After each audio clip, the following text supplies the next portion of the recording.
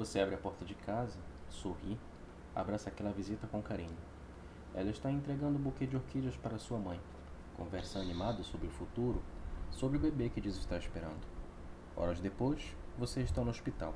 Seu corpo está desabando por dentro, órgão por órgão, e você não sabe por quê. Essa não é a cena de abertura de um filme de suspense. É o que aconteceu numa manhã de domingo em Goiânia, em dezembro de 2023.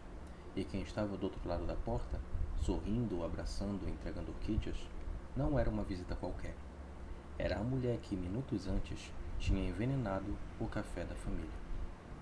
Para entender o que aconteceu naquela manhã de domingo, a gente precisa voltar no tempo, conhecer Amanda Partata Mortosa. Amanda tinha 31 anos em 2023, era advogada, passou na OAB em 2023 e atuava em Itumbiara, no sul de Goiás. O registro profissional, mais tarde, seria suspenso, mas isso é uma história que ainda vamos contar. Só que ser advogada era só uma das identidades que Amanda reivindicava. Nas redes sociais, nos círculos sociais, ela se apresentava como psicóloga, terapeuta cognitivo-comportamental, um verniz de autoridade sobre a mente humana. Só que o Conselho Regional de Psicologia de Goiás, o CRP-9, confirmou: Amanda não tinha formação alguma na área, nenhum registro profissional, nada. E mais, já haviam denúncias formais contra ela por exercício ilegal da profissão, desde o início do ano de 2022, muito antes das mortes. E tem mais uma mentira que Amanda repetia à exaustão. Ela se dizia mãe. Nas biografias digitais, nas conversas, uma narrativa fabricada para gerar simpatia, para validar vulnerabilidades que não existiam. A verdade é que o envenenamento em Goiânia não foi um surto isolado. Foi o ponto final de uma escalada que começou anos antes. As investigações da Polícia Civil de Goiás encontraram um rastro de denúncias espalhadas por 4 estados: Goiás, Rio de Janeiro, São Paulo e Pernambuco. No Rio de Janeiro, Amanda vendia ingressos falsos para festas, recebia o dinheiro das vítimas e sumia. O dinheiro financiava um padrão de vida artificialmente luxuoso. Ainda no Rio, um ex-namorado registrou uma queixa contra ela por extorsão. O método? Uma falsa gravidez. Ela simulou estar grávida para coagir o parceiro a voltar e para exigir o dinheiro para o pré-natal. Quando conseguiu o que queria, sumiu. A gravidez nunca existiu. Em Pernambuco, a polícia investigou a replicação do mesmo esquema de fraudes. Em Goiás, a própria cidade dela, em Itumbiara, um inquérito ocorreu em sigilo. Denúncias de crimes sexuais contra crianças e adolescentes entre 10 a 16 anos. A gravidade disso, repito, é que estamos falando de um histórico de predação que vinha muito antes. Para cada um desses crimes, não houve consequência severa. Impunidade. E a impunidade para um perfil como o de Amanda funcionou como combustível. Em meados de 2023, Amanda começou um relacionamento com o médico Leonardo Pereira Alves Filho. O namoro durou 1 mês e meio, terminou em julho. Só que Amanda não aceitou o término. O que veio depois foi uma campanha implacável de perseguição virtual, cyberstalking, assédio moral, terror psicológico e extorsão. Ela criou dezenas de perfis falsos no Instagram, usou aplicativos para mascarar o próprio IP, fazia chamadas anônimas, mandava mensagens que se autodestruíam. O médico chegou a bloquear mais de 100 números de telefones diferentes. E ainda assim continuavam chegando. Não eram só insultos, eram ameaças de morte. Ela também ameaçava destruir a carreira dele. Dizia que faria denúncias falsas de assédio sexual no hospital onde ele trabalhava e condicionou o silêncio ao pagamento de dinheiro. Exigiu R$ 5.000 para parar. Mas as ameaças não pararam no médico. Elas migraram para a família dele.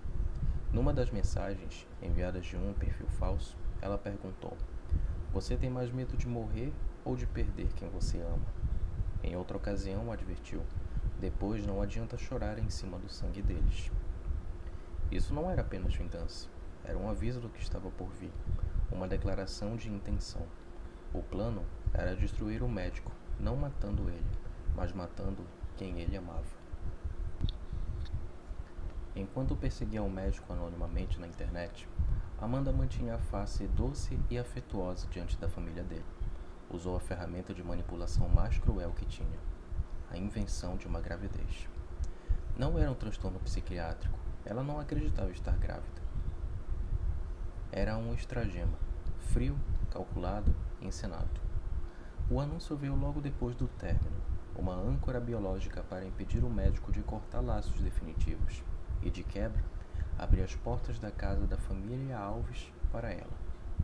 Para sustentar a mentira, Amanda falsificou digitalmente exames de ultrassonografia, adulterou exames laboratoriais de beta-HCG, pegou resultados negativos e transformou em positivos, chegou a organizar um chá de revelação.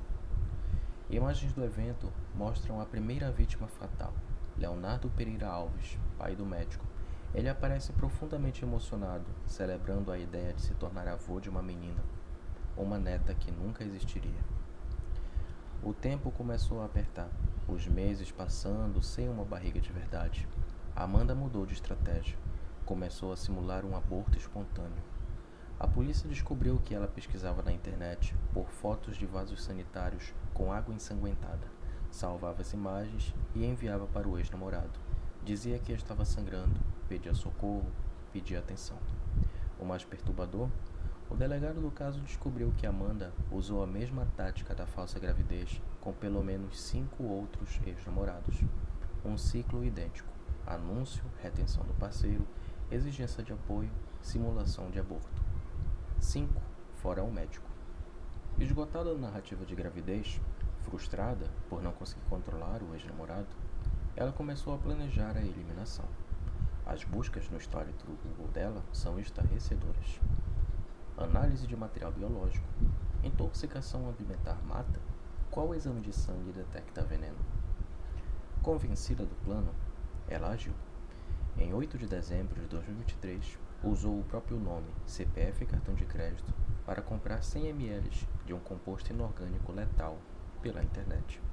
O preço? Menos de R$ 65. No dia 14 de dezembro, ela se hospedou em um hotel no setor Marista, bairro Nobre de Goiânia.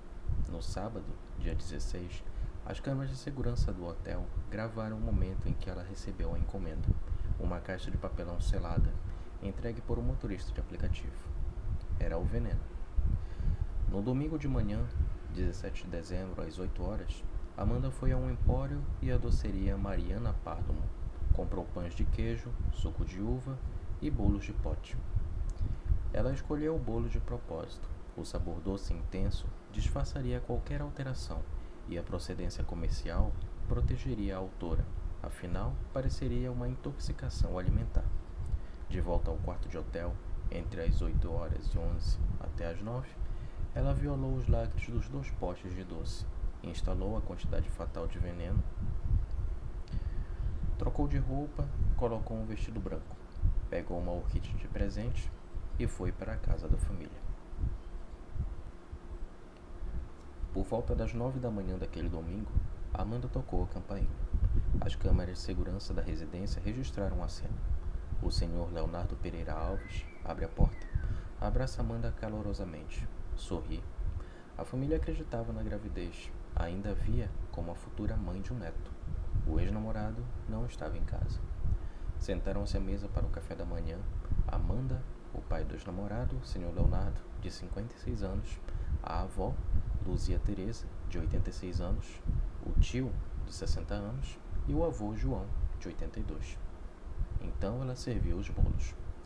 O que aconteceu depois parece roleta russa. A autora não se importava com quem exatamente morreria, só queria que a morte atingisse aquela família. 2 dos bolos estavam envenenados. O tio, de 60 anos, recebeu o pote diretamente. Recusou. Disse que iria perder o apetite para o almoço. O avô, João, de 82 anos, também recusou. Era diabético. No fundo sabia que a esposa, Dona Luzia, também tinha restrições. Pensou em pedir para Amanda não servir o doce à matriarca, mas teve medo de parecer rude e de desagradar a visita. E então ficou calado. Leonardo comeu, Luzia comeu. Amanda ficou na casa por quase 3 horas. Testemunhou a fase silenciosa da absorção do veneno Depois se despediu, chamou um carro por aplicativo e voltou para Itumbiara.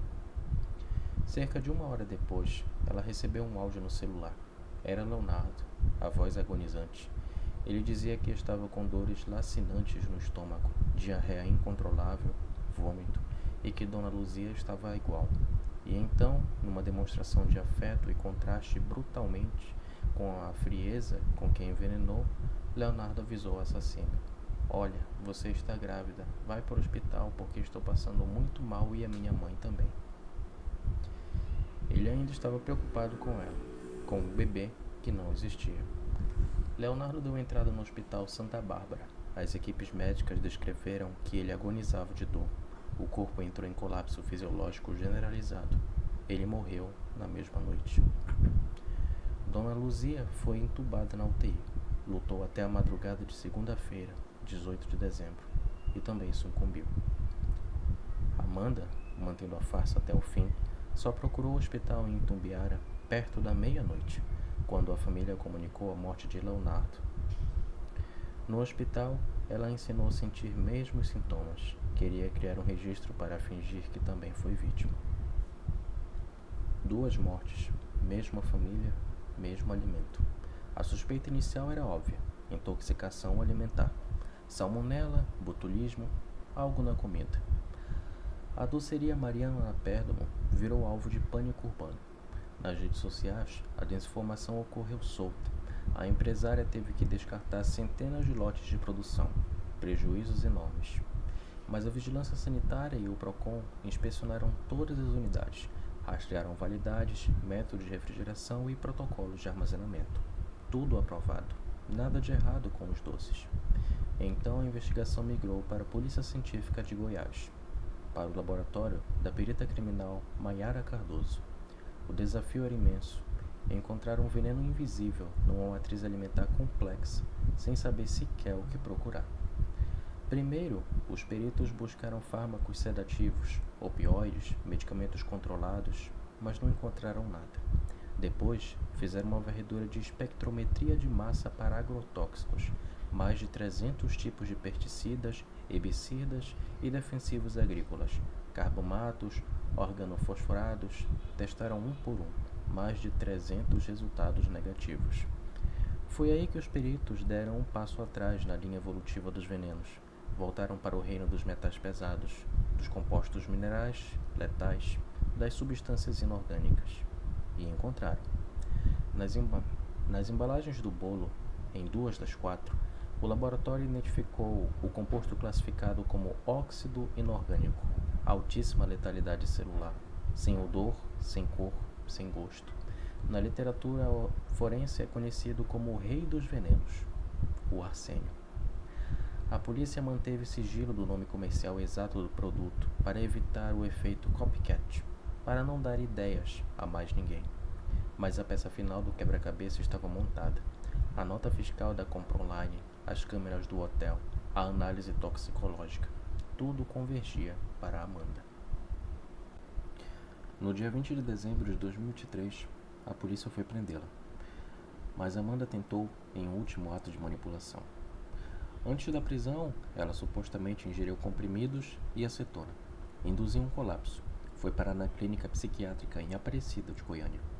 O delegado classificou o ato como uma tentativa de suicídio forjada. Uma blindagem, uma tentativa de plantar a semente da dúvida sobre a sua sanidade mental.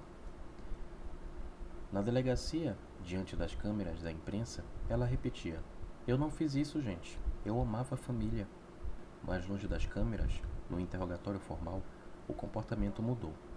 Ela se recusou a fornecer as senhas dos aparelhos, manteve silêncio estratégico, não derramou uma lágrima, não simulou empatia pelas vidas que tirou.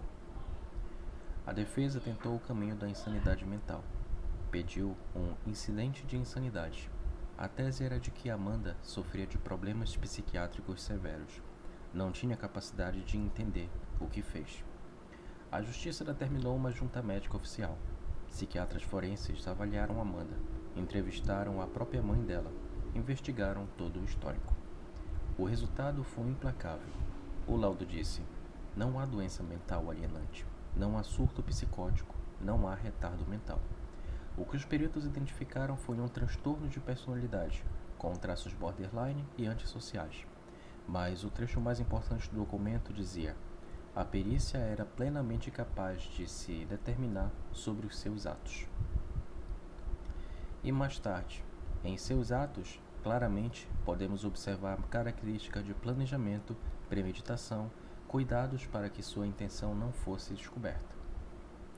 Em junho de 2026, a primeira condenação. O juiz Luciano Borges da Silva sentenciou Amanda por 3 crimes contra o ex-namorado: extorsão, 5 anos, 3 meses e 15 dias de reclusão; perseguição ou stalking, 7 meses de reclusão; falsidade ideológica, 3 meses e 15 dias de detenção. Pena total, 6 anos, 2 meses de prisão.